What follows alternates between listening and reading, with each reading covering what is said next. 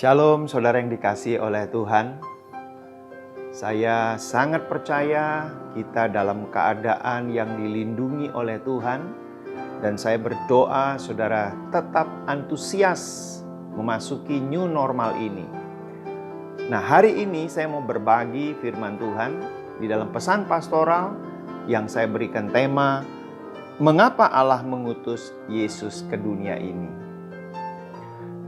Di dalam firman Tuhan, Injil Yohanes pasal 3 ayat yang ke-16. Karena begitu besar kasih Allah akan dunia ini, sehingga ia telah mengaruniakan anaknya yang tunggal, supaya setiap orang yang percaya kepadanya tidak binasa, melainkan beroleh hidup yang kekal.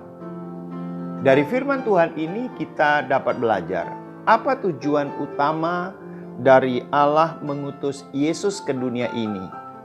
Supaya setiap orang yang percaya kepada Tuhan Yesus itu tidak binasa, melainkan memperoleh hidup yang kekal. Nah, Bapak Ibu Saudara yang dikasihi oleh Tuhan, sejak manusia jatuh di dalam dosa, manusia kehilangan kemuliaan Allah. Artinya manusia putus hubungan dengan Tuhan. Upah dosa adalah maut.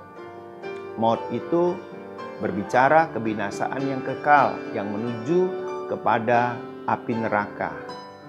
Dan manusia berusaha untuk berdamai dengan Tuhan melalui berbagai cara. Ada yang berbuat baik, ada etika baik, ada bekerja dengan baik, ada berpengetahuan yang tinggi, ada dengan kesalehan. Tetapi sayang, semua usaha manusia gagal untuk berdamai dengan Tuhan. Mengapa?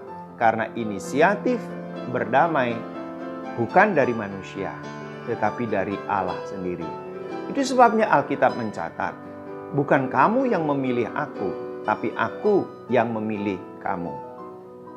Kalau Tuhan tidak memilih Bapak, Ibu, dan saya, maka kita tidak bisa memilih Tuhan. Dia ada di area kekudusan, dan kita ada di area keberdosaan pada waktu belum percaya kepada Tuhan Yesus.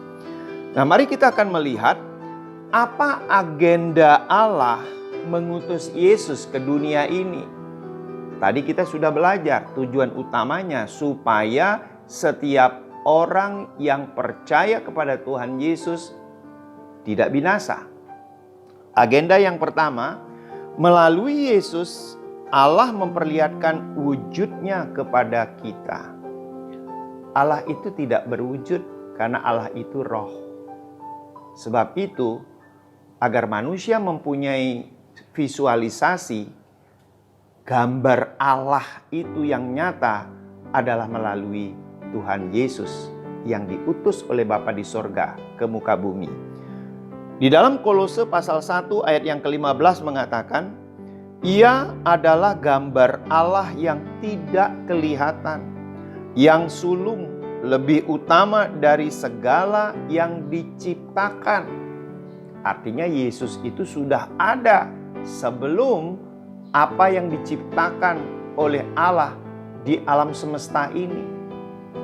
Jadi dengan keberadaan Yesus di muka bumi, kita dapat memvisualisasikan bahwa karakteristik Allah itu ada pada Tuhan Yesus Kristus.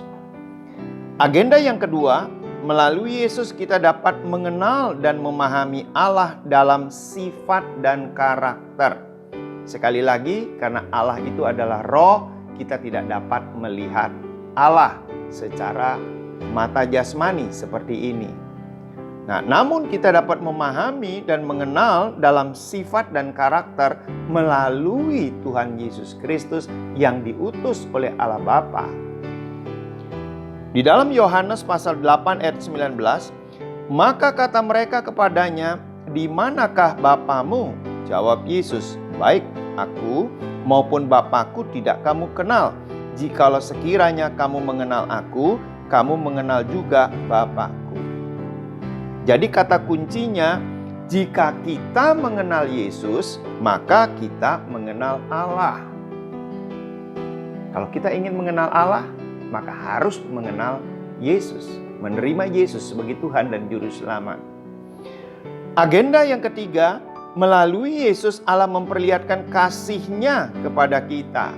Dalam Injil Yohanes pasal 3 ayat 16 yang tadi sudah saya bacakan, itu wujud daripada kasih Allah yang begitu besar.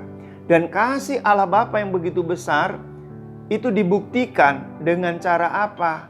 Yesus mati di kayu salib menebus dosa-dosa kita. Agenda yang keempat, Yesus memperlihatkan kasih Allah dengan mati untuk kita.